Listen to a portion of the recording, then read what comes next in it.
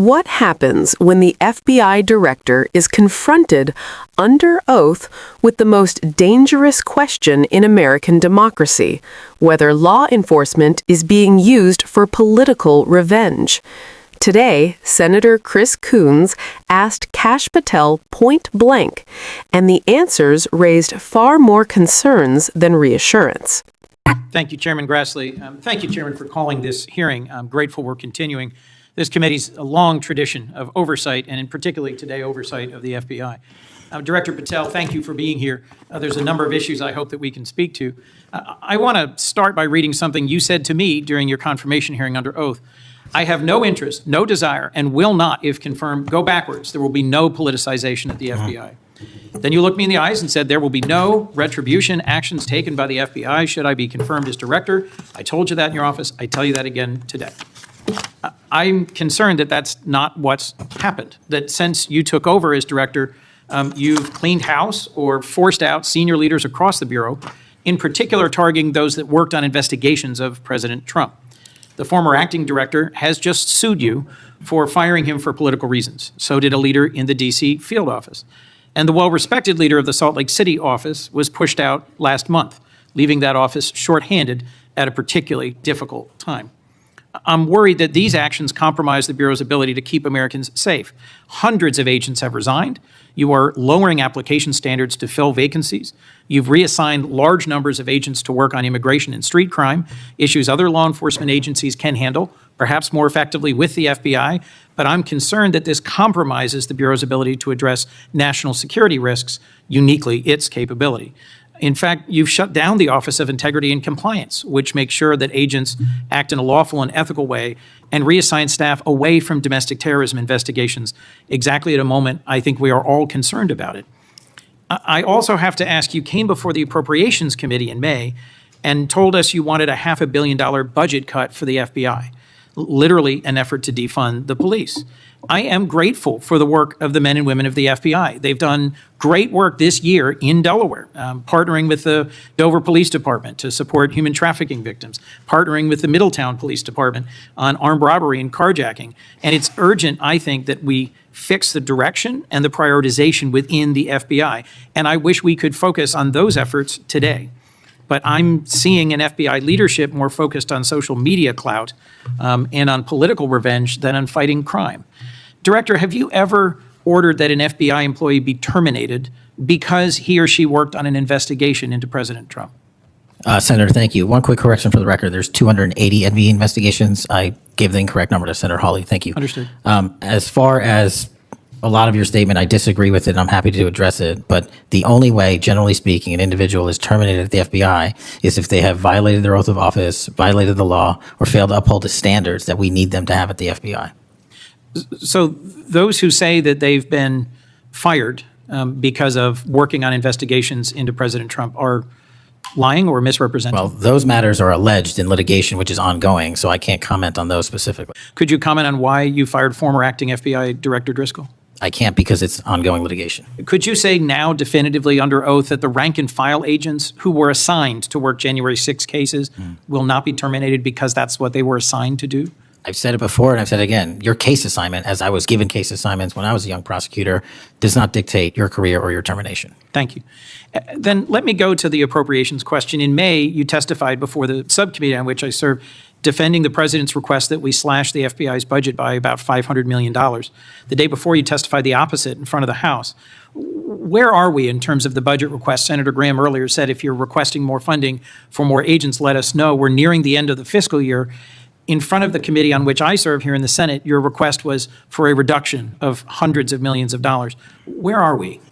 Where we are in the budget cycle is we at the FBI are in support of the president's budget, and we are in support of eliminating waste, fraud, and abuse. We've already identified tens of millions of dollars of duplicative contracts that the FBI was spending on software and private sector engagements. We've also identified duplicative workloads. So we are transitioning those folks out of doing the same thing twice over and into the field. And that's my focus right now. And the move of the FBI headquarters is also going to save the FBI $3.5 billion in the American taxpayers. So we're focused on eliminating waste, fraud, and abuse. And as I told Senator Graham, if I'll go back and talk to my team, and if we need more, we'll let you know.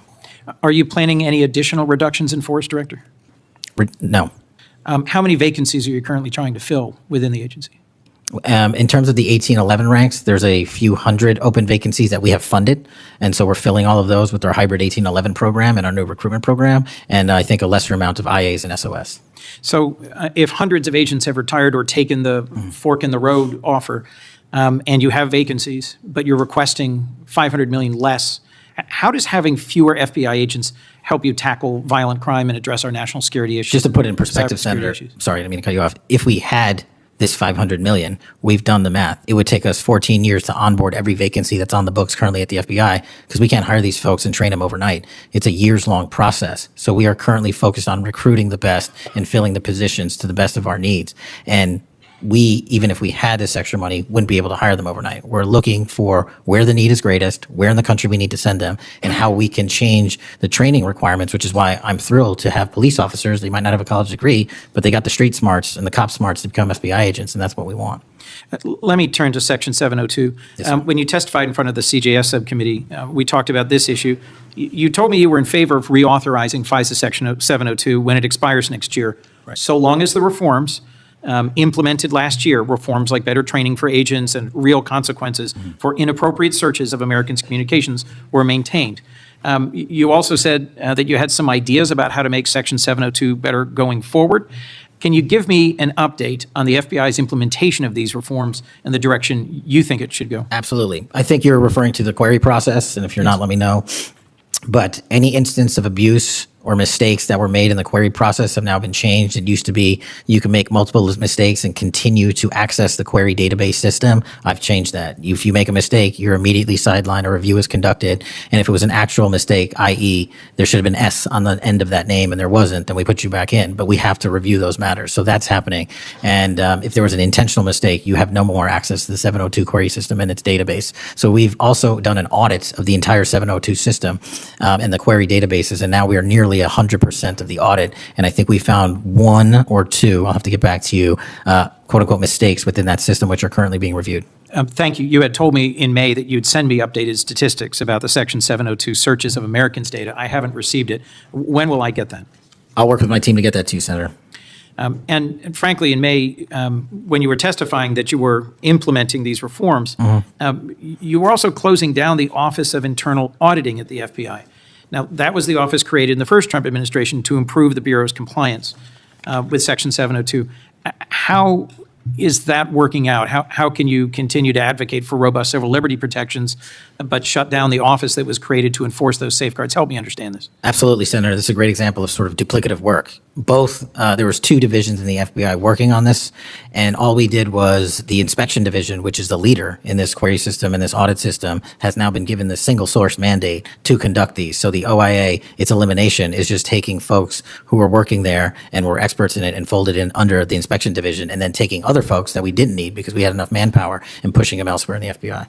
I'm concerned about the rise in threats against members of our judiciary. What are you doing with the U.S. Marshal Service to help protect our federal judges and with state and local judicial systems to help provide some of the expertise of the FBI in protecting them as well? I share your concern, Senator. We have 35 open investigations, 17 against federal judges, and the remainder against state court judges and threats that they have received. And as you know, federally, there's a specific statute which prohibits that. So we are working up those cases and referring them to prosecution where we can meet the threshold for evidence.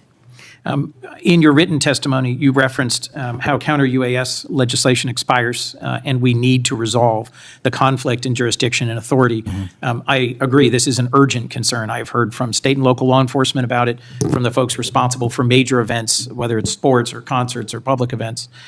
Given the tragic increase in political violence, I'm very concerned about the misuse of drones and the potential of there being a catastrophic event. What could we do to address this challenge? Well, obviously, reauthorizing the capabilities that we have under the Counter-UAS program. But just to highlight what the FBI is specifically doing, we've been given the mandate to work with DHS to secure not just the Club World Cup that we had, by the way, which occurred in 32 matches across the country without any significant incident, which we're proud of. And we're taking that model for the next World Cup and also the Olympics. But the reason I bring that up is because we pushed out our Counter-UAS programs to address the security needs. And that's where our focus is on events like that. Mr. Senator Director, Kennedy. thank you for your testimony. I look forward to working on actually solving criminal problems and reducing the extent to which what we're going back and forth about is more political and partisan point scoring and more actually solving crimes for the American people. Senator Kennedy. This exchange cuts straight to the heart of whether the FBI remains an independent institution or is sliding toward political enforcement. Senator Chris Coons didn't come with rumors or partisan talking points. He came with Patel's own sworn words from his confirmation hearing. A promise of no politicization, a promise of no retribution, a promise that the FBI would never be weaponized. But Coons laid out a pattern that directly contradicts those assurances. Senior FBI leaders who worked on investigations involving Donald Trump have been fired, forced out, or pushed aside. Lawsuits are piling up. Offices are understaffed. Hundreds of agents have resigned. And at the same time, Patel is requesting massive budget cuts while loosening hiring standards. An alarming combination for an agency tasked with national security, counterterrorism, and domestic extremism. When Coons asked the most critical question, whether any FBI employee had been terminated for working on Trump investigations, Patel did not give a direct denial. Instead, he hid behind litigation and vague standards, refusing to clearly say no. That hesitation matters. In oversight hearings, clarity is accountability, and evasiveness signals risk. Even more troubling is the broader direction Patel outlined. Resources are being shifted away from domestic terrorism and integrity oversight, while internal compliance offices are shut down under the justification of duplication. At the same time, agents are reassigned to immigration enforcement, work already handled by other agencies, weakening the FBI's unique mission at a moment when political violence and extremism are on the rise. Democrats aren't questioning law enforcement, they're defending it. This is about protecting career agents from political retaliation and ensuring the FBI serves the Constitution, not any president. Oversight like this is not partisan warfare, it's democratic maintenance. Because when investigators fear punishment for doing their jobs, justice stops being blind. And when law enforcement leadership prioritizes loyalty over independence, democracy itself is put at risk. If accountability doesn't exist at the top, it disappears everywhere else. And that's exactly why this moment matters.